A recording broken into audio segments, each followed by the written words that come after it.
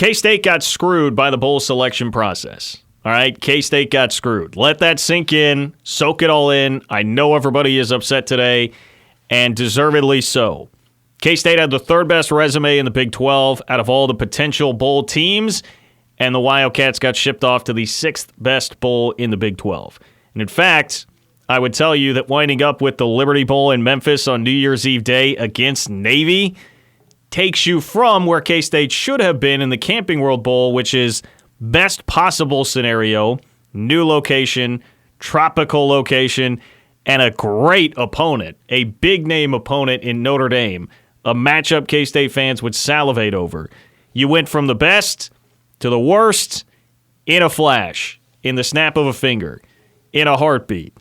And instead, you're taking on the least desirable opponent of any of the bowl opponents for the Big 12 this year in the least attractive bowl destination, the Liberty Bowl in Memphis, a place that is not new to K-State fans, a place that is cold and not tropical, and against a team in Navy that to me is the worst case scenario of the opponent that you want to see when it comes time to play them in a bowl. It sucks, and K-State definitely got worked here by the system. But K-State fans, you're now in a catch-22 because of this. And I'll explain more coming up today here on The Game. Welcome in, I'm John Kurtz. You can tweet me at The Game KMAN if you have questions or comments throughout the show. If you want to vent your frustrations, I'm here with you. It's at The Game KMAN. Plus, K-State AD Gene Taylor will join me at 5:10 on the show to break down just how exactly this happened. K-State thought they were going to the Alamo Bowl before Utah wound up tumbling out of the top 10 in the college football playoff rankings and therefore missing a New Year's Six bowl. K-State was headed to the Alamo Bowl. The Alamo Bowl was prepared at the top of the Big 12's pecking order when it comes to bowls outside of the New Year's Six. The Alamo Bowl was prepared to take K-State and pair them with USC. When all of a sudden Utah tumbled down to them, they didn't want to do the K-State-Utah matchup. I can't blame them. There would not be a lot of eyeballs on that. Doesn't have a lot of sex appeal from a national perspective. So the Alamo Bowl goes with Texas. That's a pill I can swallow. It'll go down with some water. Okay, it'll take a little bit of water, but that pill I can swallow because Texas was 7-5, K-State was 8-4, but Texas, remember, had a non-con loss to number 1 LSU. You take that away, if Texas plays Mississippi State like K-State did, Texas probably is 8-4, and the Longhorns have a head-to-head win over K-State. Plus, let's face it, Texas is Texas, okay? Texas is Nike, Texas is Apple, Texas is the big brand. I can swallow that pill from the Alamo Bowl.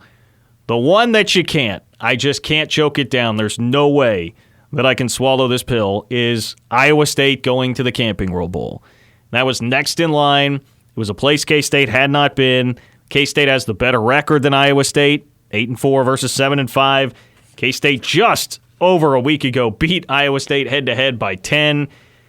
And K-State has a fan base as well that should not be getting this kind of a treatment. Okay, K-State fans at one point brought 40,000 people to a bowl game. That happened with regularity in Bill Snyder's first tenure, Snyder 1.0. So if bowl selections were based simply on merit, there's just no argument for Iowa State, a team that was generally disappointing this year after being picked third in the Big 12, versus K-State, a team that was generally very surprising and had a phenomenal first year under Chris Klieman. But the reports are from the Ames Tribune and just conversations that I have had with folks on the K-State side of things that the main issue here was, in fact, attendance. And it was, in fact, that Jamie Pollard, Iowa State's athletic director, was able to sell the Camping World Bowl so hard on Iowa State fans' attendance that usurped everything else that I just mentioned about how the resumes of the two teams actually compare with each other.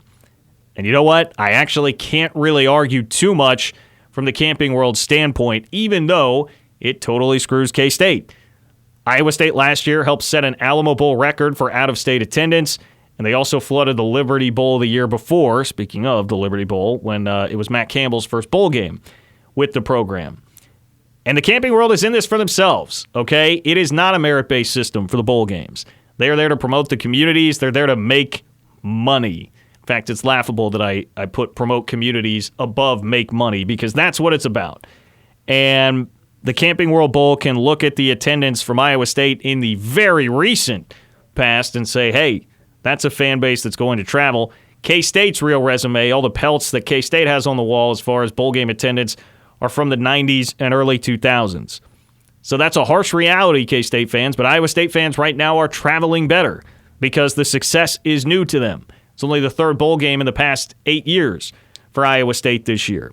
Cyclone fans have been given a new dose of success with Matt Campbell, and they've traveled like K-State did when they were given a new taste of success with Bill Snyder in the early to mid-90s.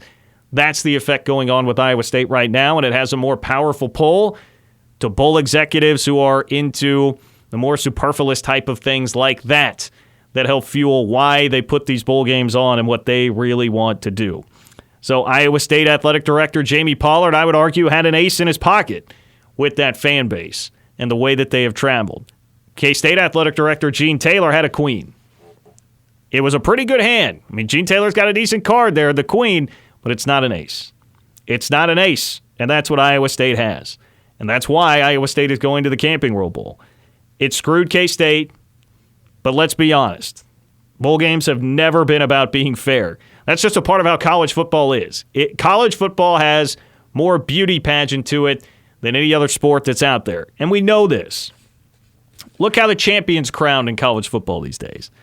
The champion is crowned by a committee of athletic directors who sit in a room and take a bunch of subjective measurements and subjective arguments and coalesce those all together to pick who the 4 best teams are. That's kind of how college football's done it. It used to be the split national champions with one poll versus the other, and it's just a bunch of media jabronis like us voting on who the national champion is. And the one time college football moved away from that and did the BCS, where it took some of that beauty pageant element out of it, everybody ran it out of town and killed it. Okay? So that's how college football is. Now, K-State fans, here's your choice. You're in a catch-22. Because the instant reaction to what just happened, and I understand it, and I had the same reaction too, is to be pissed and want to rebel. You don't want to go to Memphis. You're not going to spend your money. I'm going to stomp my feet around. I'm going to fire up those Twitter fingers, and I am going to boycott here. I'm not going because I am so upset that K-State did not get selected for the Camping World Bowl, and the option is going back to Memphis. The unfortunate reality is that the only way to actually change this and the only way to actually make an impact and try and make sure this doesn't happen again is to respond by driving down to Memphis. It's about 8 hours, and show up in droves. Show up with a bunch of fans. Start staking your reputation as the fan base that will travel. Become what Iowa State is right now, at least in terms of their fans. All right, not necessarily those 5 lost seasons that Matt Campbell likes so very, very much. Let's not do that for K-State's football program. But that's the catch-22 here, because if you're a K-State fan, you either have to go against your every desire right now and actually pony up the money to go drive to Memphis for a game that you don't care that much about, against a team that you don't care that much about, to a place that you don't care that much about, or you have to give in to how you feel right now, and then you're not doing anything to help the problem. You give in to how you feel right now, and you perpetuate the problem and kick the can down the road, because then attendance numbers won't be high for K-State in Memphis. It'll be tougher for Gene Taylor to sell to the next bowl game, the next time around.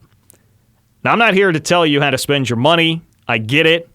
If I were a fan, I don't know that I would be going to Memphis, okay? Orlando against Notre Dame, hell yes. Memphis against Navy, I don't know. I really don't know. I can't tell you how to spend your money, but I can tell you that's the choice. I can tell you the only way to do anything about this and try to do some part on your own to make sure this doesn't happen again is to take your happy you-know-what to Memphis. That's the only way, and that's the reality. And I know it sucks, and K-State got screwed, and it was a frustrating end to what was a wonderful first year for Chris Klieman. But the only way to make a difference is for you to actually go watch this team play Navy. And hey, if nothing else, it's going to be a short game. You could probably drive back that night. The game kicks at 2:45. These two teams are in the top 20 in time of possession in the country. That game is going to be over quick.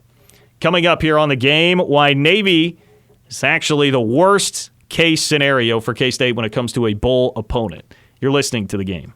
You're listening to the game.